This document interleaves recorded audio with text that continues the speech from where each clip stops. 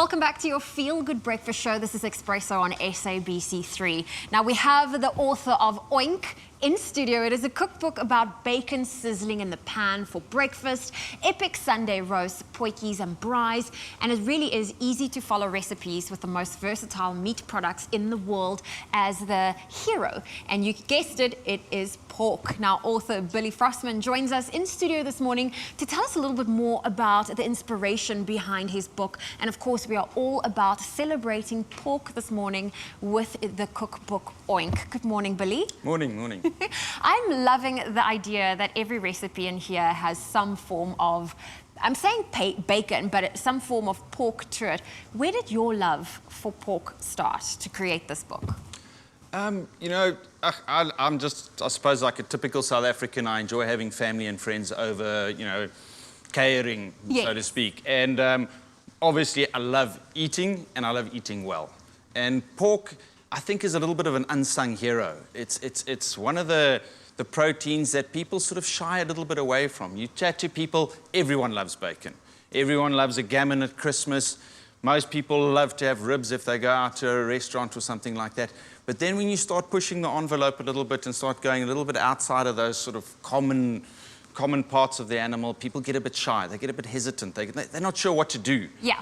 And there is so much to do. It is such a versatile animal. It is from nose to tail. It is absolutely delicious. And what we thought was, let's put something out there that will just help people. I'm also one of those people, I get bored quite easily. And that same choppy on the braai, it's just like, it doesn't do it, you know. You need to do something else. And it's so wonderful if you can go into a butcher and you see something new. You see a new cut or something exciting or something different, or you see a new recipe and you think, wow, that looks delicious, I've got to try that. And we wanted to celebrate the animal, celebrate the pig, and get people excited, and to realize that from nose to tail, there is a hell of a lot you can do. And it's not difficult. Yes, well, I like that, because I have to admit, sometimes I can misread a recipe and it's quite intimidating, but I believe yours is really easy to follow and really easy to understand. Yeah. And you've also teamed up with some local chefs. Tell me about why that was such an important thing to include into your book. Well, the chefs, we broke the book down basically into 8 chapters, which is 8 different parts of the animal. And each chapter is introduced by a celebrity chef. And we wanted to show, and these chefs, you know, they love pork as well. They are enthusiasts. And we wanted to show the people of South Africa, you know, here's people that you know who love eating pork, and they're able to do it in a very simple and easy manner. So everyone gives a special recipe, but then there's a whole lot of recipes behind that in the chapter that sort of, once again, celebrate the versatility of the animal.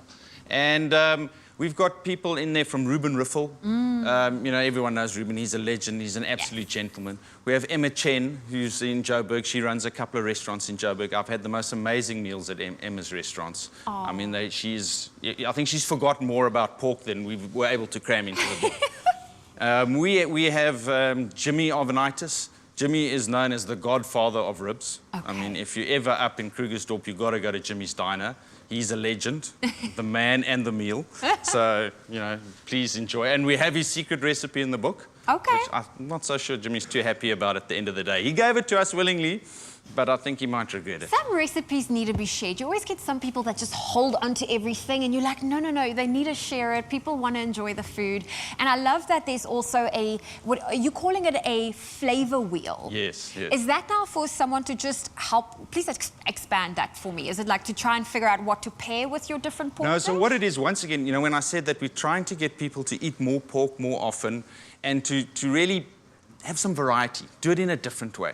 So we've got basic, simple recipes. They're not complicated, but they are delicious. And they are fantastic, and they celebrate every part of the animal. But to take those recipes and now spin them even further. So we've put a flavor wheel on that. So there's 64 recipes in that book. But if you go back to the flavor wheel, you can turn it into 1,000 recipes. Sure. And to just give an example is, let's say there's a standard recipe for a gammon or for meatballs or pork meatballs or something like that. And we've given the herbs, the spices, the flavor, you know, profile of that dish. But we're saying, go to the flavor wheel, have a look, and there's separate countries or regions around the planet that have different herbs, different spices, different flavor profiles. Take those, so if you say Mexican, and we want to swap out the Swedish meatball dish and make it more of a Mexican meatball dish, it's easy to do. You follow the same recipe. All you're doing is you're just swapping out that flavor profile, just swapping out the herbs and spices, putting the Mexicans in for the Europeans, and in you go. You've got a whole different dish. Serve it up with some tacos or some chips or something like that. Serve it with a tequila. Have some fun with it. Put some spice into it. Yes, definitely. But that's the nice thing about this cookbook, because like you said, it's got 64 recipes, but you can really, through that flavor wheel, change it around. Now, Billy, I believe you're not going anywhere. We're going to be cooking in the kitchen a little bit later, right? Okay, well, I'm hungry, so. Very exciting. And also for you at home, you can win one of 3 Oink cookbook giveaways. You just make sure you head on over to our Facebook page and comment on the Oink competition post and tell us what your favorite recipe is using pork. Some T's and C's do apply. The competition closes at midnight tonight, so stay tuned, because Billy Forssman and Richard Bosman are going to join us in the kitchen to share a recipe that is, you know, a French classic, the Croque Monsieur. I might be mispronouncing that right now. And also Richard will be sharing his recipe for chorizo and prawn kebabs. That's coming up on your Feel Good Breakfast show. Don't go anywhere.